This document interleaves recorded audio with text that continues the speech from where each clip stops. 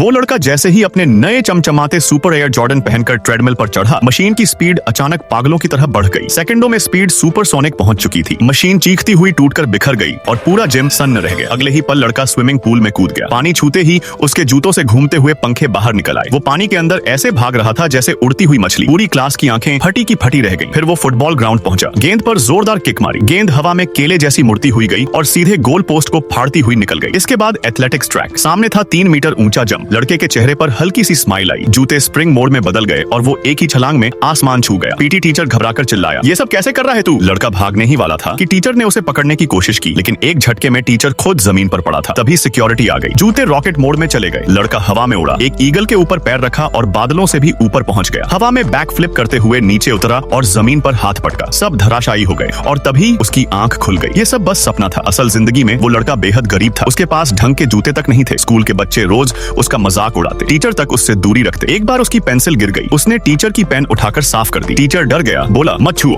नीचे रख दो, और रुमाल में लपेटकर पेन उठा ली। लड़का बस हल्की सी मुस्कान देकर चुप रह गया। पीई क्लास में जब उसके पास जूते नहीं थे तो उसे मैदान से बाहर बैठा दिया गया। रात को उसने सब अपने पापा को बताया। पापा बिना कुछ कहे कचरे के मैदान में चले गए। वहाँ से फटे पुराने सफेद जूते मिले। घर आकर उन्होंने उन्हें सिल दिया। डिनर में हरी सब्जी थी और आधा सड़ा सेब। दीवार के छेद से कॉकरोच निकलते। बेटा हाथ से मारता, पापा पैरों से कूदते। यही था उनका खेल। अगले दिन मॉल में लड़के को एक छोटा सा टॉय डॉग पसंद आ गया। पैसे नहीं थे। लड़का चुपके से उठाकर भागने लगा, लेकिन पापा ने रोक लिया। प्यार से बोले, मैं तुझे एक खिलौना जरूर दूंगा। फिर वो दोबारा उसी कचरे के मैदान में गए। तभी आसमान में कुछ चमका। एक उड़न तश्तरी धीरे धीरे ऊपर उठ रही थी। जमीन पर पड़ी थी एक चमकती हरी गेंद। पापा ने वो उठाई और बेटे को दे दी। किसी को नहीं पता था वो कोई साधारण गेंद नहीं थी। वो था एक एलियन पप्पी, मैजिक पावर वाला। और उसी पप्पी ने बनाए वो सुपर स्नीकर्स जिन्होंने लड़के का सपना हकीकत में बदल दिया। अब बताओ, अगर तुम्हारे पास ऐसे जादुई जूते होते तो तुम सबसे पहले क्या करते? कमेंट में जरूर बताना।